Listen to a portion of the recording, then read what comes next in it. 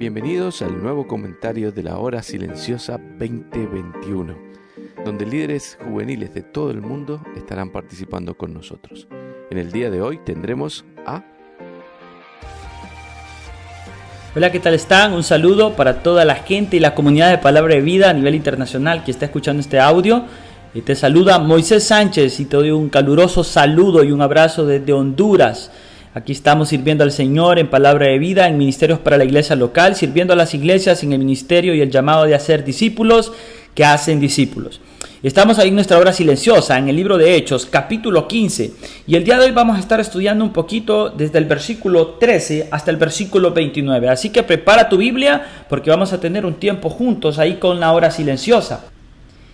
Y es que el pasaje para estudiar el día de hoy lo encontramos en Hechos 15, capítulo 13 al versículo 29. Antes de empezar, si tú estás escuchando este audio en velocidad 1.5x o 2x, te animo a que puedas bajarle la velocidad y que puedas escuchar lo que Dios tiene para hablarte a tu corazón. Primero que todo, debemos recordar la hora silenciosa de ayer. La iglesia está teniendo un gran problema. Hay un grupo de maestros, de personas que han entrado a la iglesia y están enseñando que para ser salvos era necesario cumplir la ley judía, la ley de Moisés. Sin embargo, Pablo se levanta y comienza a discutir con ellos y es necesario que la iglesia se reúna para poder solucionar este problema. ¿Quiénes se reúnen? Los líderes. ¿Cuál era el problema? El problema era el legalismo. Ahora, te hago una pregunta. ¿Para ti qué es el legalismo? Una buena definición del legalismo sería la siguiente. El legalismo es querer producir santidad por medio de reglas.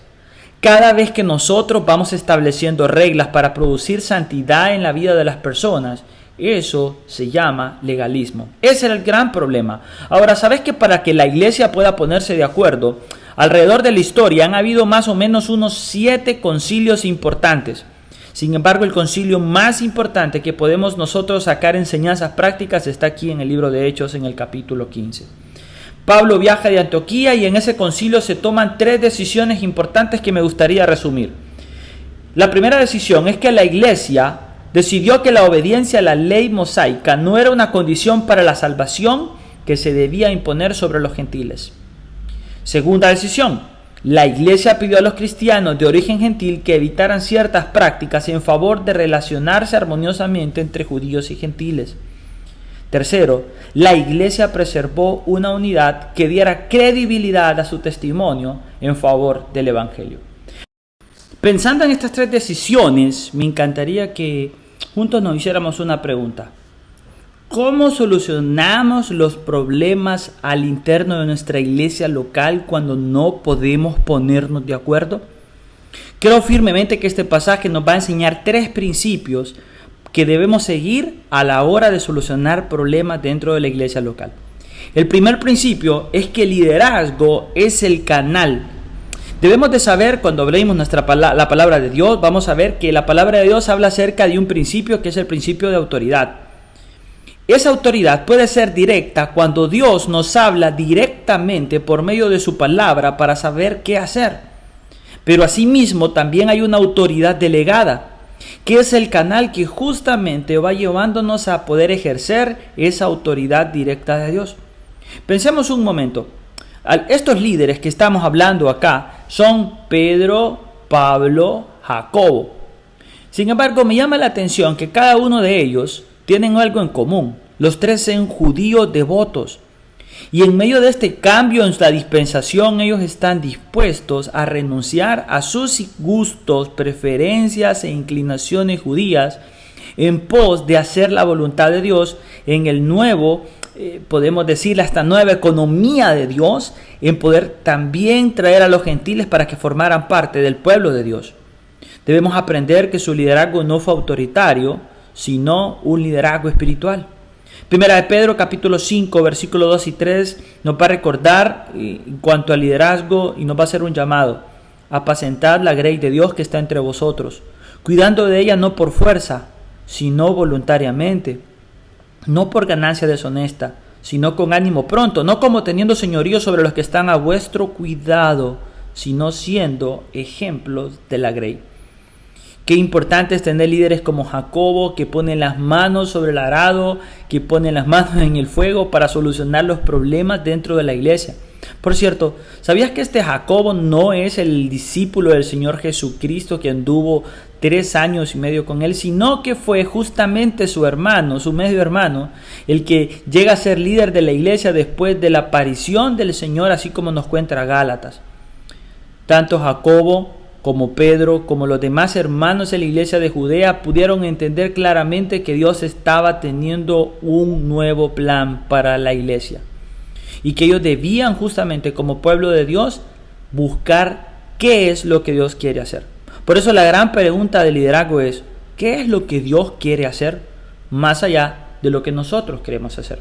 Un segundo principio es que la palabra de Dios es la guía. Vimos el primer principio, justamente que el liderazgo y la autoridad delegada es el canal, pero la palabra de Dios es la guía. Si nosotros observamos Hechos capítulo 15, vamos a encontrar cómo cuando Jacobo toma la palabra en medio del sínodo, en medio del grupo del concilio, él comienza a citar la profecía de Amós. Y nos va a llevar ahí en Amós 9, capítulo 11, versículo 12, que justamente nos va a recordar cómo Dios estaba tomando en medio de los gentiles para que fueran parte del pueblo de Dios a personas. Pero viene una pregunta importante: ¿qué de las promesas a los judíos tocante al reino? Jacobo contestó esto en esos versículos. Nótese que Jacobo no dijo que el llamamiento de los gentiles es un cumplimiento de la profecía de Amós, porque no se profetiza de la iglesia en ninguna parte del Antiguo Testamento. Jacobo lo que dijo fue que las palabras de Amós concuerdan con este nuevo programa. Después de todo, cuando la plenitud de las gentiles sea salva, Cristo volverá y edificará de nuevo la casa de David. Él estaba viendo el reino milenial a futuro.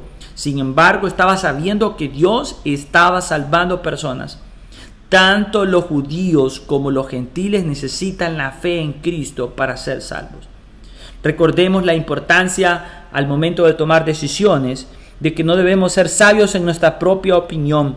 Debemos abrir la Escritura y ver qué es lo que Dios dice en ella para poder ejercer esa autoridad delegada que Dios ha puesto en nuestras manos en el liderazgo. Debemos orar para conocer la voluntad de Dios para su pueblo, observar las circunstancias que nos rodean.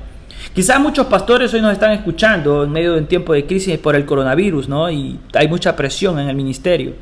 Y algunas personas no comprenden la presión a lo que los pastores están llamados. Yo te pido que tú puedas orar por tu pastor en lugar de presionarle para que tome una decisión acerca de abrir o no abrir.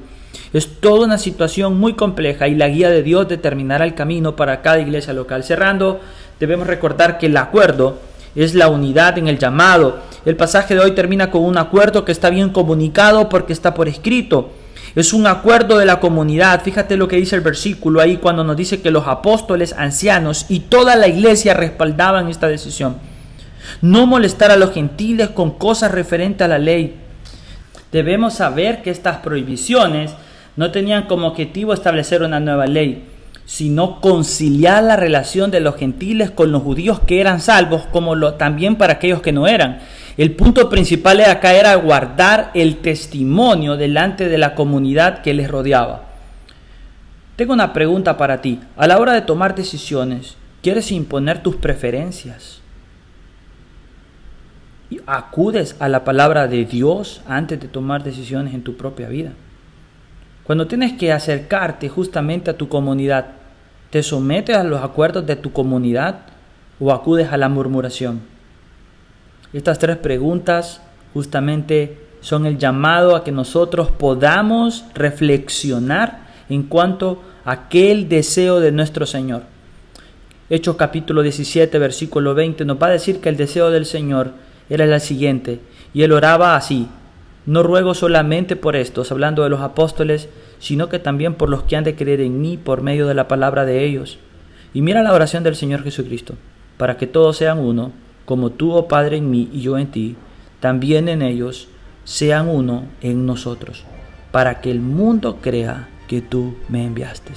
La falta de unidad en la iglesia va a distanciarnos de los perdidos, pero la unidad de la iglesia local va a traer a personas a los pies del Señor Jesucristo. Que el Señor te bendiga. Te recuerdo que este tiempo nada más es una forma de guiarte en el estudio de la palabra de Dios, pero tú debes acercarte a la palabra de Dios de manera personal y dejar que Dios hable a tu vida. Que Dios te bendiga y continuamos mañana estudiando la palabra de Dios juntos. Bendiciones.